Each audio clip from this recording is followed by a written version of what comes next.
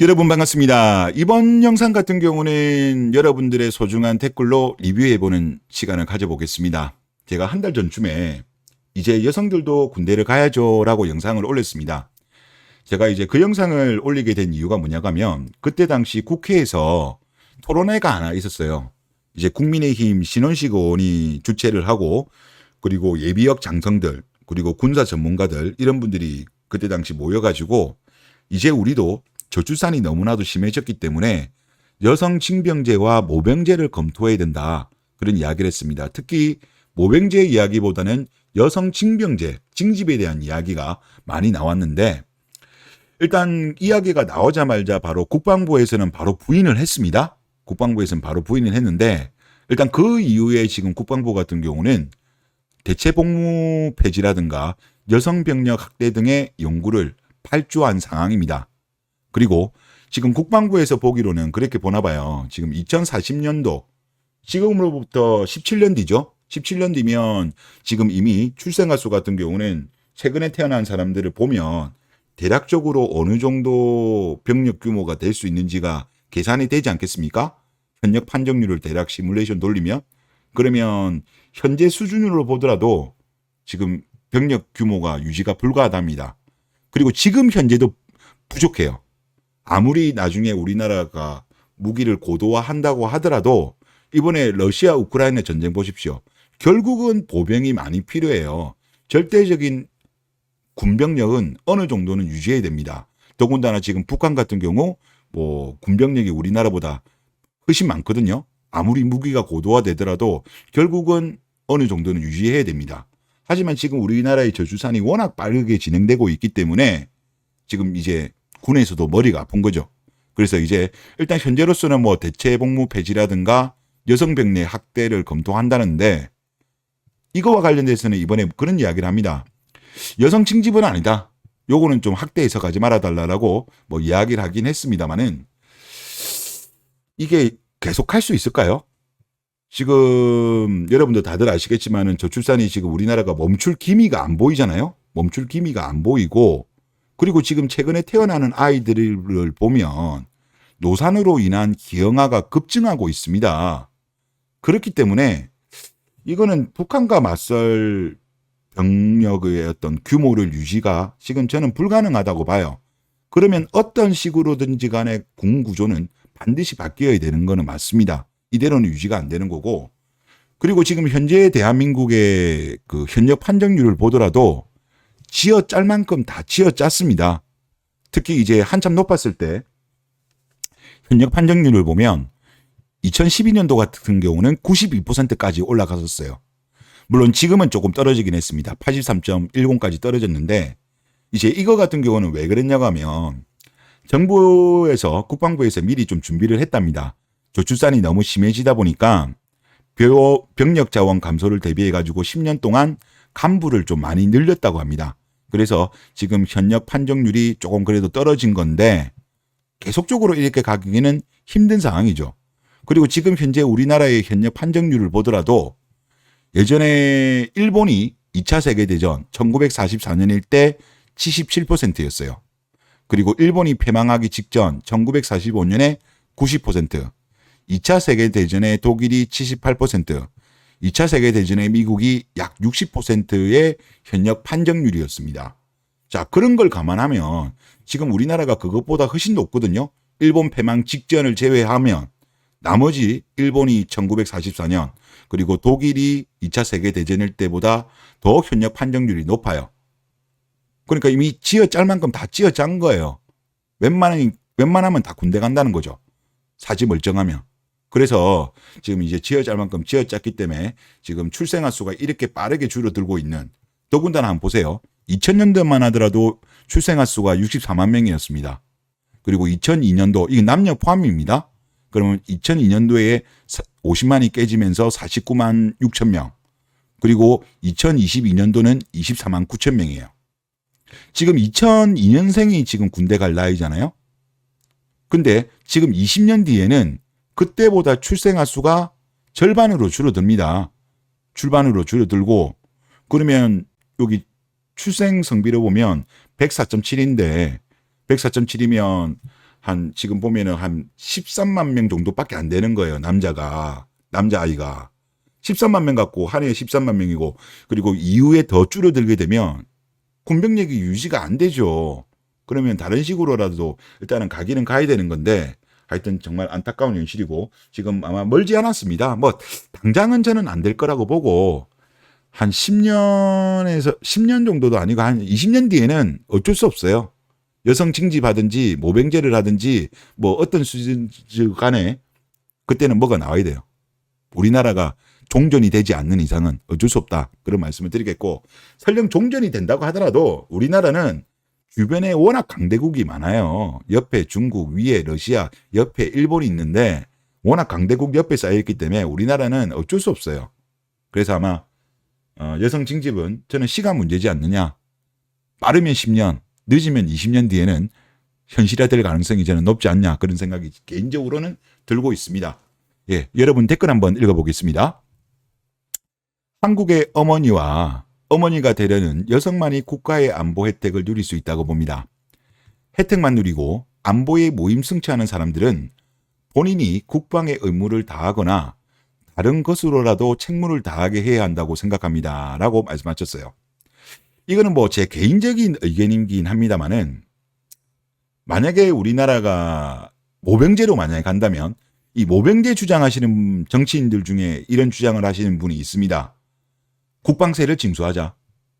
모병제로 바꾸고, 그리고 만약에 경우에 있다, 이건 제 의견인데, 국방세를 징수하는데 만약에 뭐 병력의 의무를 했거나 출산을 한 경우에는 뭐 감면을 해준다든지 아니면 면제를 해준다든지 그런 식으로 해가지고 저는 병력의 의무를 다하지 않은, 뭐 남자는 병력하면 이제 면제고 여성은 출산하면 면제해주고 이런 식으로 해서 국가에 대한 의무에 대해서 하지 않았을 때, 무임승차했을 때 세금을 먹이는 것도 저는 괜찮지 않겠냐, 그런 생각이 들고요.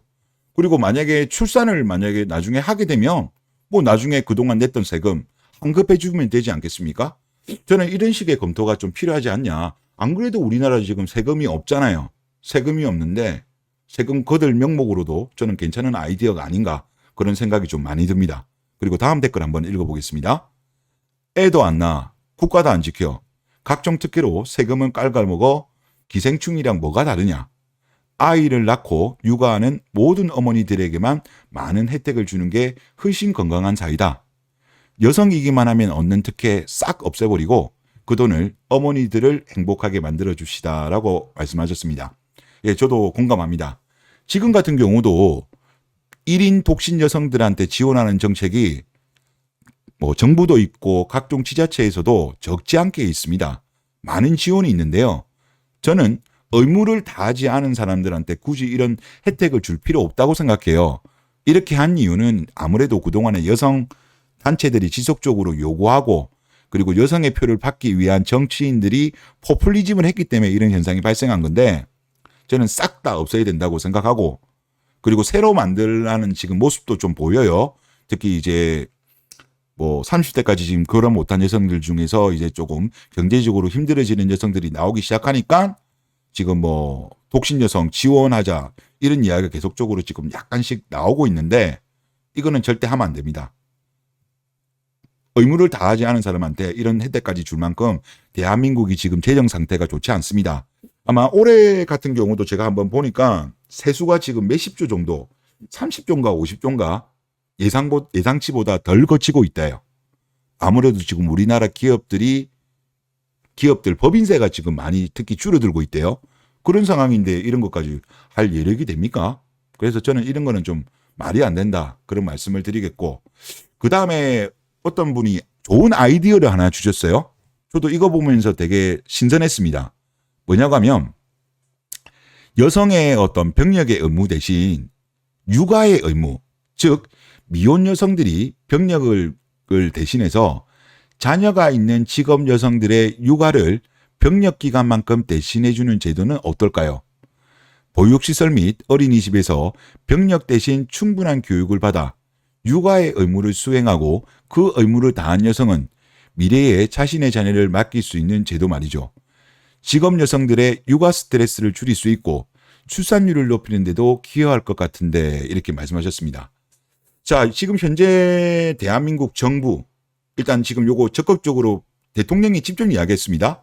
했기 때문에 지금 가사도우미 지금 이거 진행이 되고 있어요.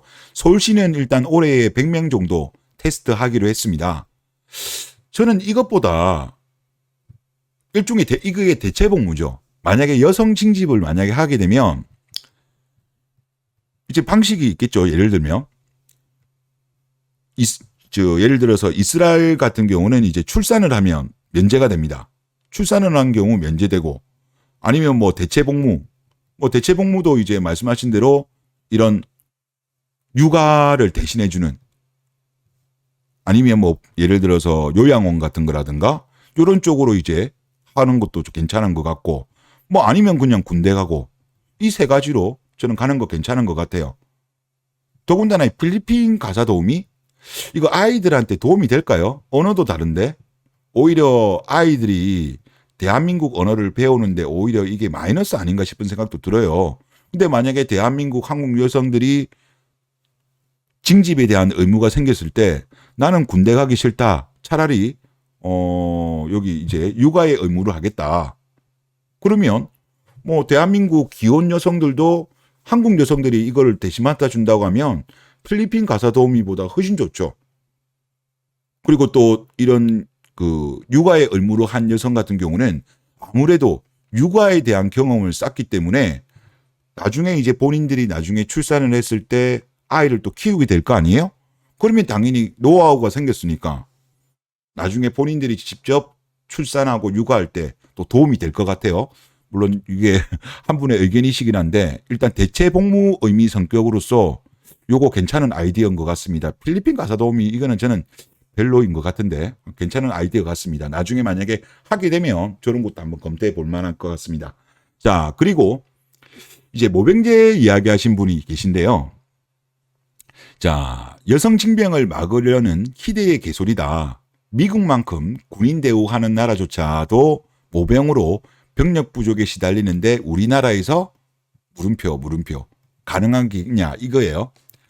지금 모병제 이야기도 실제 많이 아마 다음 대선쯤이면 아마 이야기가 나올 것 같긴 한데 미국 같은 경우는 확실히 우대를 많이 해줍니다. 그리고 돈도 많이 줍니다. 그럼에도 불구하고 부족하긴 하죠. 하여튼 대우를 제대로 해줍니다.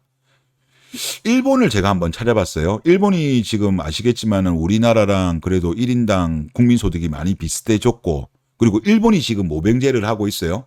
그러니까 국가 규모, 국가 체력으로 봤을 때는 뭐 그나마 좀 일본하고 좀 비교를 해보니까 지금 일본 자위대 같은 경우 연봉을 보니까 지금 이렇게 나옵니다.